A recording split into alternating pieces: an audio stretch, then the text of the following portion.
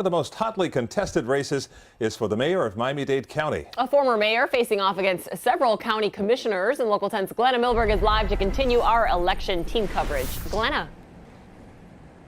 And you know what that means, Nicole Calvin, anybody who becomes the next Miami-Dade mayor of this lot, they're going to be pretty well versed in the longtime issues of this county. Of course, for the last couple of months, that has been completely overtaken by managing a pandemic. So I think someone mentioned before, almost $10 million spent in this race. Here is what some of that bought.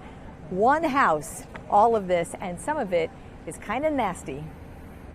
I'm not saying that it takes a woman to do the job. I'm just saying the men haven't done it. Daniela Levine Cava would be the first woman to lead Miami-Dade and the most progressive in a primary where Democrats have amped registrations and, by early accounts, turnout. There's only going to be one candidate that's going to talk about conservative values, about minding our budgets, making sure we don't raise taxes, we don't misspend money.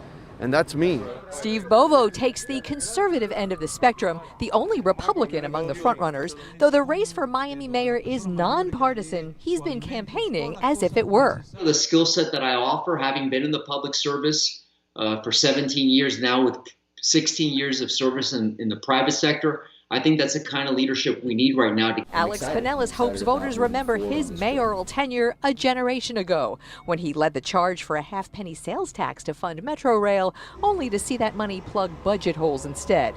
His campaign war chest wins the money battle, though not recent polling. Speaking of integrity, independence, and transparency. I mean, what you see is what you get. Xavier Suarez started strong, lagged in both money and polling, despite solid credentials as former Miami mayor and more name recognition now with his son Francis in that office now.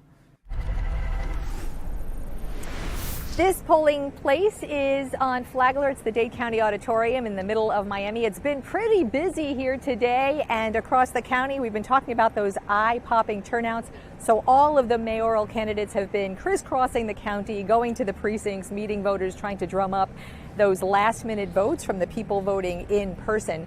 By all accounts, tonight we will not see an outright winner with 50% plus one, and so the expectation is we will have two of these candidates going into a runoff for Miami-Dade mayor in November.